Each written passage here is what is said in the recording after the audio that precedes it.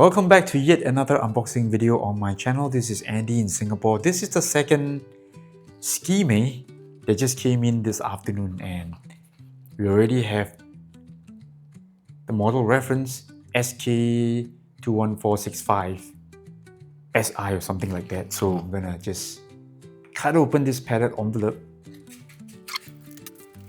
Just love how these guys pack their watches. No frills, bubble wrap, and plastic bags and plastic wrappers. Oh, okay, so this is the watch for today's unboxing. Ta-da! The Skmei SK, I don't know what model this is. Comes with a hang tag, of course. And now the brand is done in rainbow colors. Beautiful. Skmei, Skmei.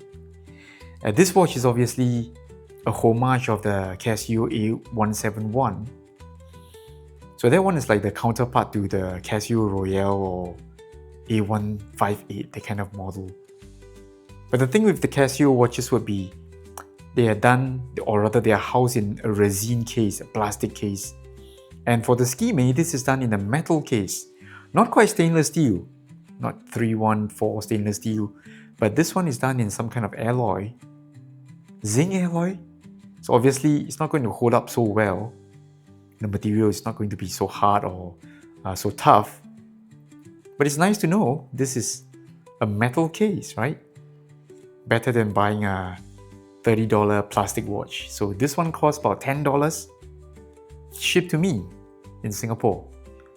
Of course the brand, the logo here is a little bit suspect, but from afar I don't think you can see. Especially if you're of a certain age. I don't think your eyesight will be so good to look at something that is about 2 meters away from you. And now with all the packaging pushed out of the way, and also with the lens zoom in very slightly, let's take a closer look at the Skmei Kopach homage of the Casio A171. You know what, on first impression, this one feels really good. Probably better than the A1100 homage I just unboxed a few minutes back. It feels solid, much more solid than the A1100 Kopach. And this is how the watch looks without the protective film. Looks pretty good. So again, it has that same cheapo bracelet.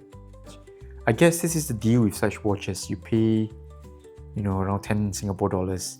You can't expect full solid steel bracelet. So this is obviously something that is stamped, bent, folded, whatever you want to call it. And you don't have to remove any links here. I like this one. All you need to do is just pry open this fastener here, this piece, and then you can do the adjustments along the bracelet to your size.